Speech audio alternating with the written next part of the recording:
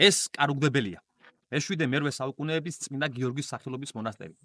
ლეგენდის თანახმად, სოფელ გოგრში ვაჟები არ იბადებოდა, მიზეზი კი არავინ იცოდა. სოფლის ერთ მკვიდრს სიზმრად უნახავს, თქვენი უბედურების მიზეზი მდინარეში ეძებეთო. მართლაც მდინარიდან წმინდა გიორგის ხატი ამოუბრძანებიათ და ურიმზე დაუბრძანებიათ. ხარები ყველაზე მაღალ ადგილზე ასულან და იქ გაჩერებულან. სწორედ იმ ადგილზე საყდარიც აუგიათ. იმასაც ამბობენ, რომ სალოცავს კარი რამდენჯერმე დაჰკიდეს, მაგრამ ყველა ჯერზე ჩამოვარდა. სწორედ ამიტომ მას კარუგდებელი უწოდეს.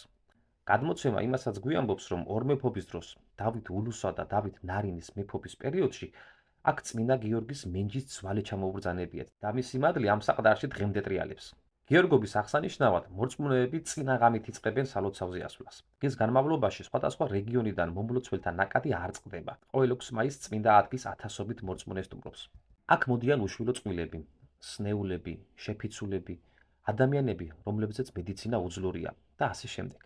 მომლოცველებს მოაქვთ მრავალი სახეობის შესაწირი, მაგრამ ყველაზე სიმბოლური მაინც უშვილო წყვილების მიერ მამლის შეწირვაა. ხოლო ყოველი წლის 23 ნოემბერს ისევ გიორგობას მადლობის ნიშნად კვლავ მობრძანდებიან იგივე მომლოცველები, ზოგი ფეხმძიმე მეუღლესთან ერთად, ზოგიც უკვე თავისი ფეხით, ზოგიც გამოჯამრთელებული ან უბრალოდ დღესასწაულის აღსანიშნავად.